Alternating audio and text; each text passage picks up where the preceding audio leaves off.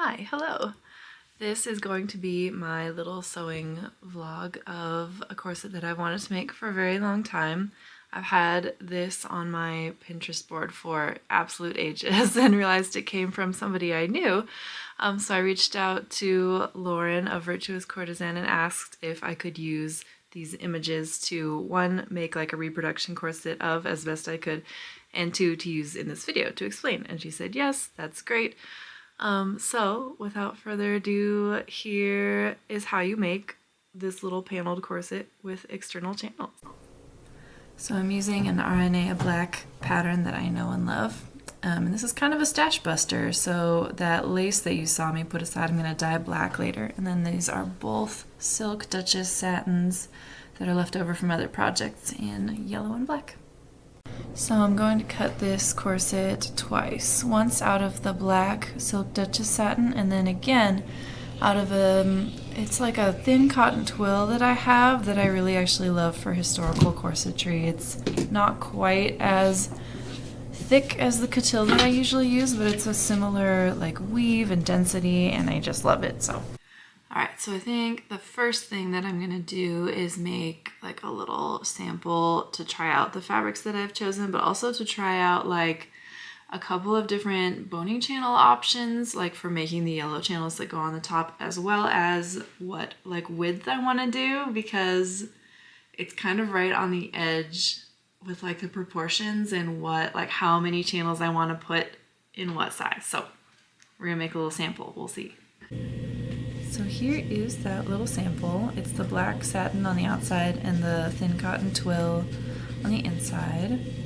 It's the same seam method as for the Pretty House Made corsets, like attaching pieces 2 and 3. So we're going to use that to put the whole corset together. And then we're going to put the yellow channels on top of the black, like sew it through all the layers. So here's one potential method for making channels. This is using the clover pressing bones.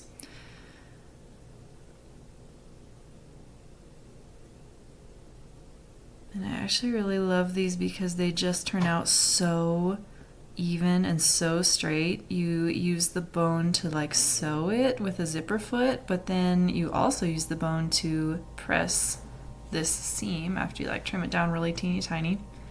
I think these would be so good for like a mesh corset or something because they are like fully enclosed. You could turn them. For my purposes, I don't like need to, so what I'm gonna do is turn them like this, and then they'll just get like top stitched down along the sides, so you'll never see the seam allowance. And if this was a client's corset, I would use a press cloth, but it's me and I'm a gremlin, so I'm just putting the iron right on there. But yeah, I think this is probably my favorite. Another option is to use a bias tape maker sold for quilters, with straight grain strips. And this works, but it can be a little bit uneven. So we'll try both and see which we like better.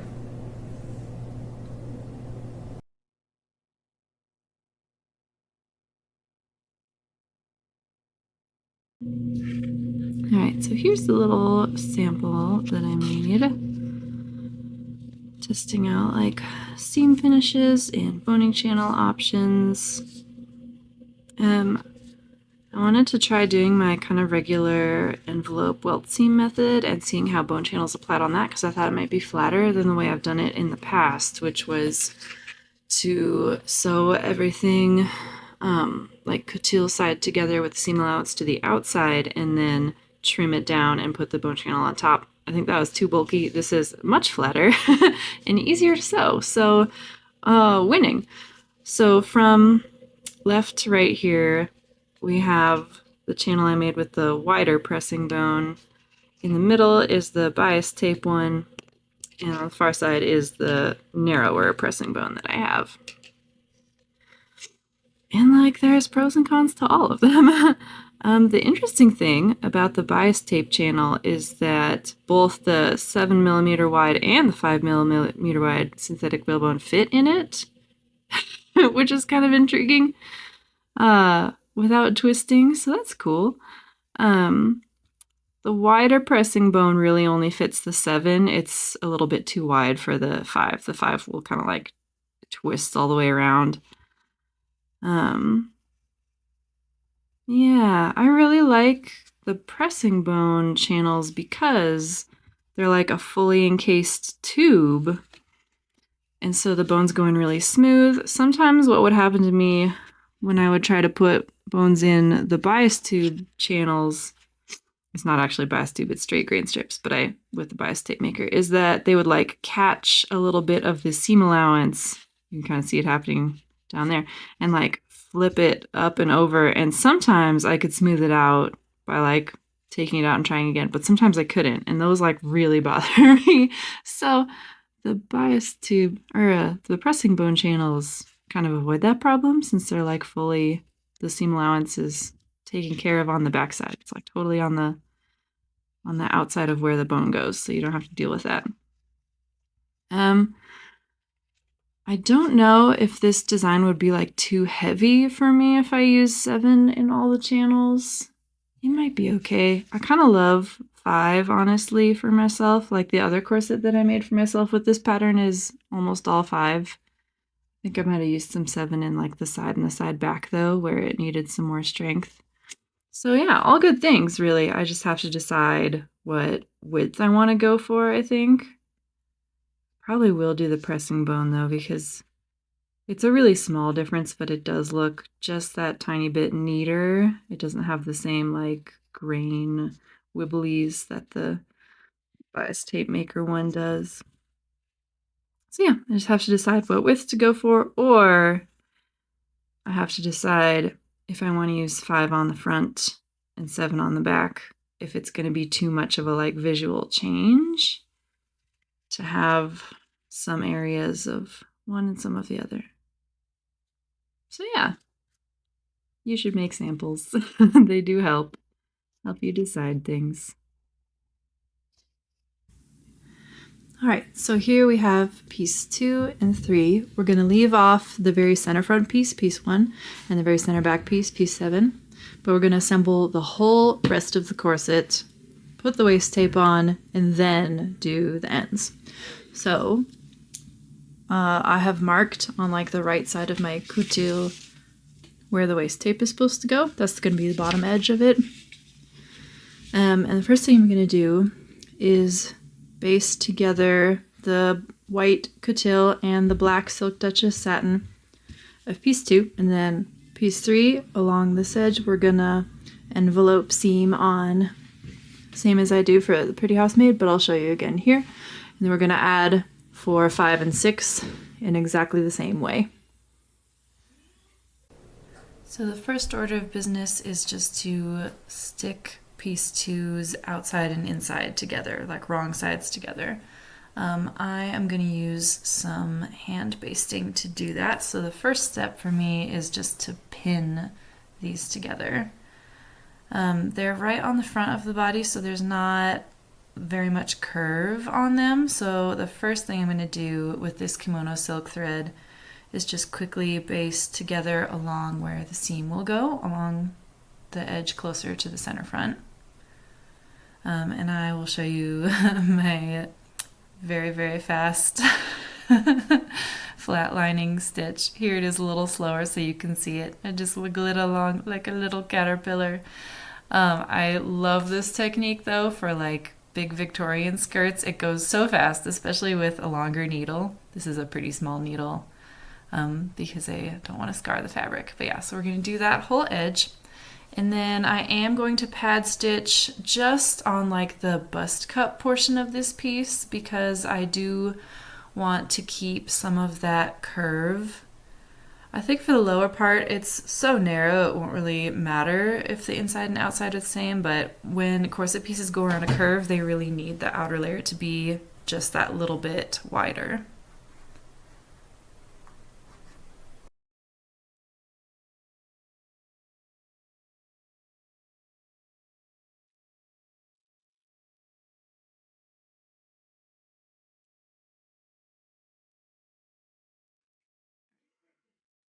So we have this. This is the right side. gonna lay it over the top like so. And then this is the wrong side of the cotil. You can see that I marked the waist on the right side there. So this now, the right side of the cotil is gonna go to the right side of piece 2 on the cotil side, like this. And I just use these pins that are already here to help me line up this seam.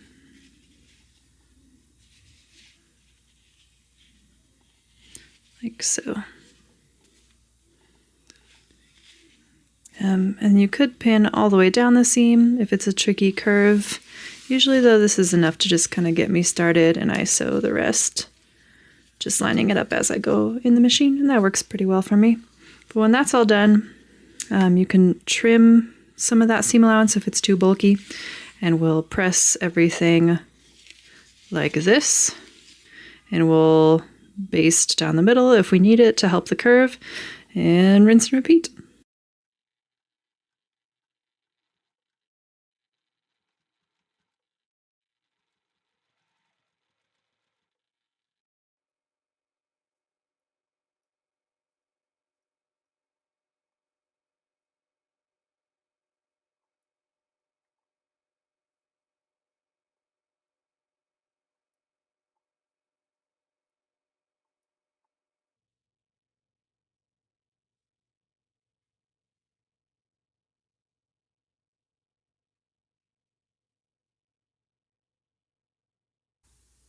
Okay, so here we have the middle chunk all sewn together. We have piece 1 over here, that's the center front. The busk is in, but other than that, nothing else is sewn. And then piece 7, the back here, is kind of in a similar state where I've sewn the center back seam, but nothing else just yet. Because the next step is going to be to put in the waist tape. So I'm going to flip this over and show you that. So what's going to happen here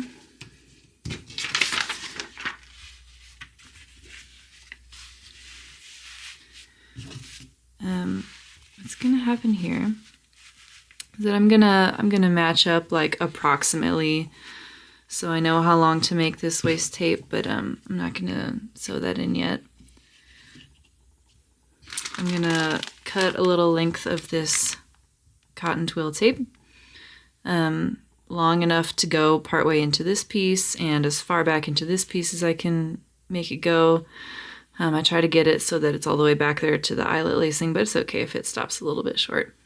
I'm going to baste it onto this like cotil side of the corset, just with either big pad stitch, or I've also done like 2 parallel running stitch lines.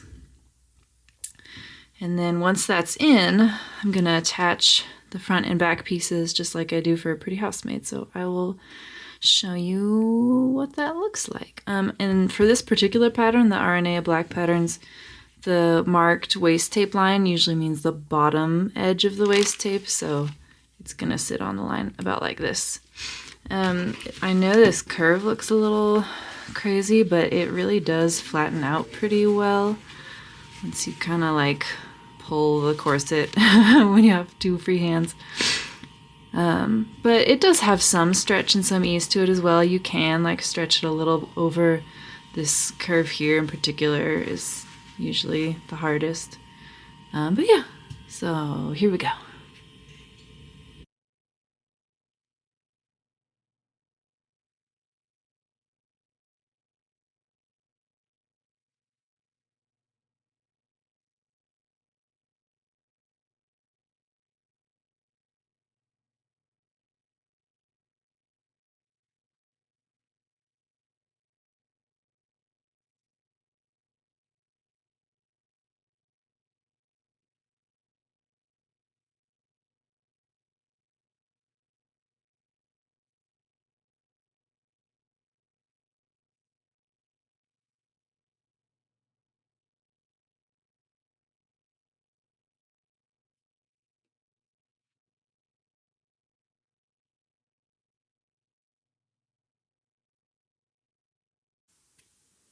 Okay, so now we've got the waist tape basted in.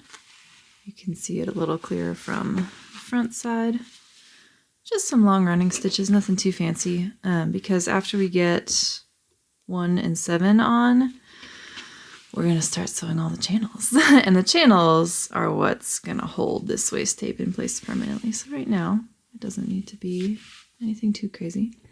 So what we're going to do is sew like all of this edge onto just the cotil layer of piece 1 here. And then once that's up, everything's going to get pressed towards piece 1. The top's going to get like folded under to match and top stitch down. You can do this the other way around, actually. If you want like a slightly cleaner line, you can sew all of this onto like the yellow satin side and make the underneath one the one that gets turned. In that case though, what usually happens is on the underside, I just turn it with like a little bigger of a seam allowance so it goes a little bit past the seam, and then I do still stitch it from the top side just because the needle thread looks a little better on my machine than the bobbin thread. But yeah, and that leaves the waist tape free to continue on into this piece. This piece is so narrow on this particular corset that like, don't worry about it. It's not worth it. But it will happen with piece 7. And with that, like, it's going to get attached with the same method and everything. I usually, like, after I've gotten 1 layer of piece 7 sewn on here, I'll usually go and maybe like extra baste this guy down, or even just pin from one side so that both layers, the waist tape will end up at the same point. Because I have found if I don't do that, like it'll scoot a little bit in the corset, and like one side will have the waist tape really high and the other side will have it a little low. So anyway, that's just something I do to like make sure everything ends up where I want it to. So let's go ahead and sew the front and the back on. I do have a little more to tell you about piece 7, but I'm going to go ahead and put this on first. All right, so here we have the front piece sewn on in the yellow layer. You can see the cotil layer is still free. I did trim the seam allowance down a little bit because it's such a small space. But yeah, I'll show you. I'm just gonna fold this under like that. I won't really be able to do this with one hand, so 1 second. Okay. I just kind of pin through like that. Like I said, I've left, it's gone, this folded edge is like 1 or 2 millimeters past the seam line so that I can just stitch like really, really close to the seam here, or even in the ditch, and catch everything. And on the machine, I can go through and like feel these as I go, so I just take them out right before I get to them. But yeah, I'll pin the whole way up and down the seam just to make sure it all stays super secure. Stitch it up, and yeah. Okay, so now we've got the front put in. You see I've done my little top stitch line. Here's what it looks like from the back. Can press it out too. I haven't done that yet. It'll be nice and smooth, but you can see how the waist tape just goes straight into that piece. And then I've put 7 on the back here on the outside layer. On the inside though, it's as yet unattached, but since all the seam allowance is going that way, you can see a little more now how this will work. I usually cut these like just a little bit long to give myself some extra breathing room. I'll trim this a little shorter so that it'll actually fit inside my seam allowance there. And then another thing that I've been doing lately, besides my 1-inch seam allowances, is taking a piece of, in America we call it burlap. It's also sold as Hessian. It's like this really thick, rough jute fabric, and I have painted it with some gum arabic to make it like extra stiff. This is a 1 1/4 inches wide piece, if I remember right. Oh no, 1 1/2. But anyway, once this is trimmed, I'm also gonna stick this in here just to help give the grommets something more to grab onto. And I'm just gonna catch this in between the layers once I start sewing the bone channels for the very center back. But this edge will get folded under and secured exactly the same as this one did. And once that's all taken care of, we'll start making the bone channels and applying them. One more item to mention is that this is the exact same method I would use if I were just making like a single layer corset, like if this was just going to be plain black or something. And instead of applying channels on top, what I would do, I'm going to show you on the inside because it's a little easier to see, is I would first top stitch like 1 millimeter or 2 away from the seam on every single seam, and then another like 3/8 of an inch away, or so, however wide your channel needs to be for your bone, so that every seam gets a bone, right? This is just like top stitching through all the layers.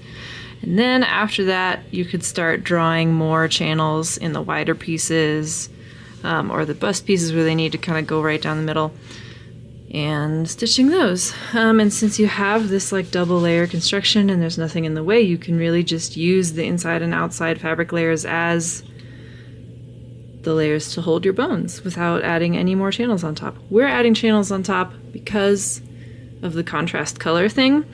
I'm kind of undecided whether or not I want to just go ahead and like do the top stitch real close to the seam to kind of like shore up things structurally and help them move around even less, even though I've already like kind of basted a lot of this. We'll see, I don't know. It might make me feel better. But anyway, I'm gonna go close up the back. All right, just gonna show you what this looks like really quick.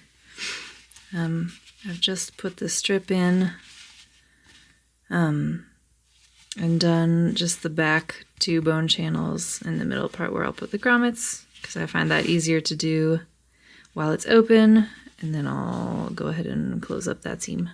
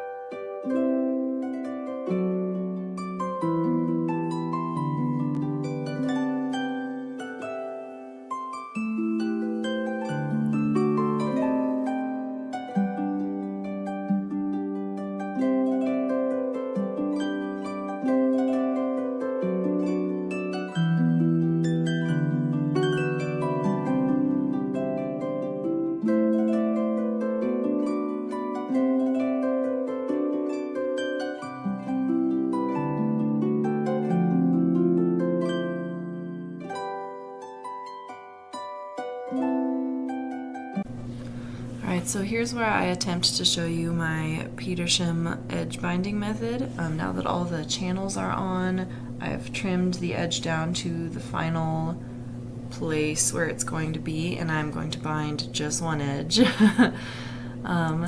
This video, I had the camera like on my body, so you might get a little seasick. I'm really sorry if that happens. I will link a better one that I made for the stays because it's the same method. But I've seen this ribbon binding on industrially made corsets from Victorian times, and I really like it. It's super thin and super strong and so fast. You will be able to see it a little bit, which is why I left this video in. But you sew the whole thing in one go. I just leave the back side like a little bit longer to make sure that it does get caught. And you just kind of fold it over and stitch as close to the edge as you can through all layers. It works super well for me. It wears really well. I've done this on a couple of corsets that I wear more regularly, and I really, really like it. So, trying to show you here.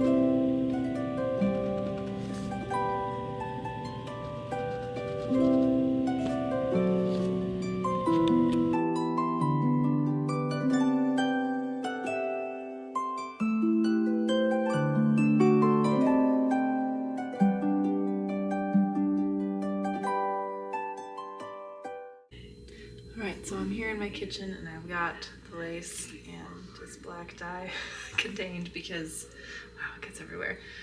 So we're gonna dye all of this black and then it'll work for the corset. Should be really pretty. I've done this before with lace trim and it works really well, so here we go.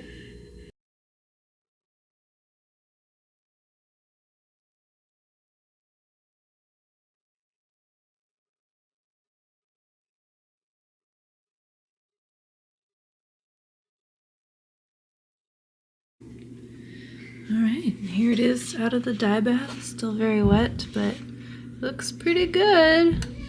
So let's see, once it all dries, I'll steam press it out and see. Hopefully it matches the other black that we have already. Alright, next up is time to put all the bones in after I've bound the top edge. I'm using the 5mm wide synthetic whalebone for most of the front, and then I'm going to use 7mm wide around some of the side and back pieces where I put those wider channels. This stuff is pretty easy to work with. You can cut it with just normal scissors. I usually use a pencil to mark the length, and then you can file the ends smooth with a little emery board or a Dremel tool.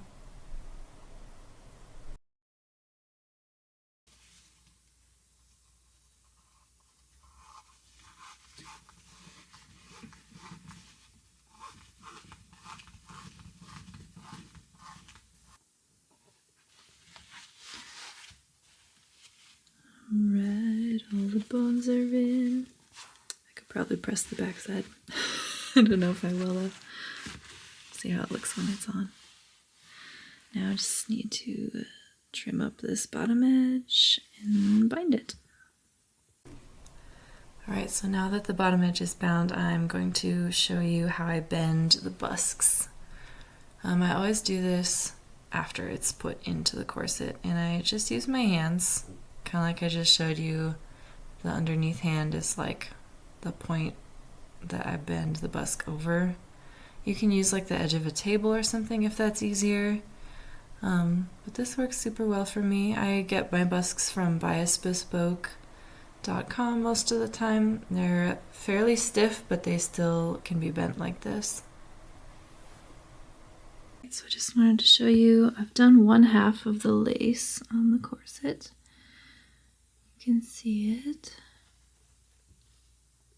And it's just pretty simple to attach. We have the lace that I dyed and some silk taffeta ribbon. And I use this wonderful tool. It's like a long needle to pull the ribbon through. And then I stitch this on just with 2 rows of running stitches, like one on the binding and then one as invisibly as I can, like through the corset.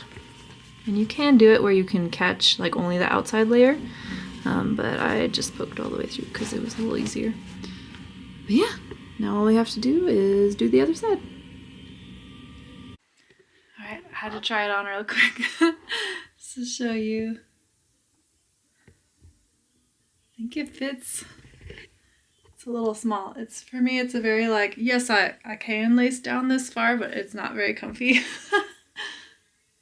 Such a nice shape though, huh? But yeah, like look how much difference having the lace really makes on the one side. So yeah. But yeah, the gap is, I don't know if I can show you, let's see. We'll do this. The gap is definitely a little more than I like to lace. Like, it's definitely a slightly too small corset for me, but probably keep it and use it as like a like corset petting zoo sample. But I'm really pleased with it. I think it's looking so fabulous. Just gotta add the lace on the other side and then it's done. Oh my gosh, here it is.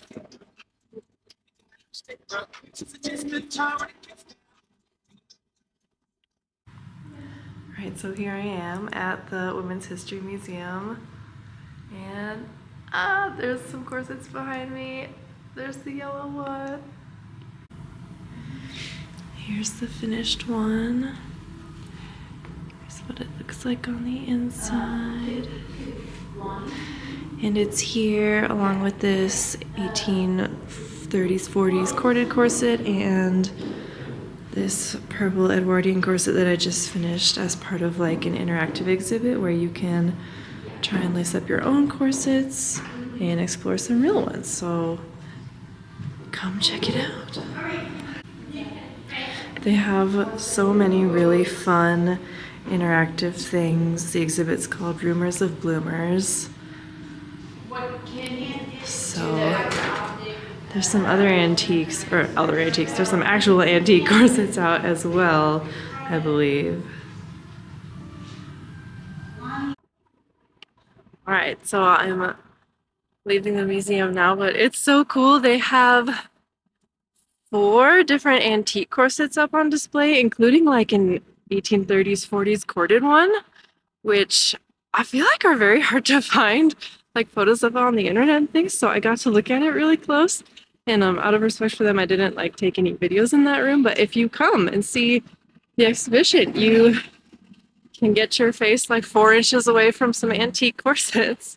They have like an Edwardian one, and then a really short Victorian with external channels, and then like a kind of a late Victorian one. It's really gorgeous. And then that romantic era one, like the early one. So come see it if you get a chance.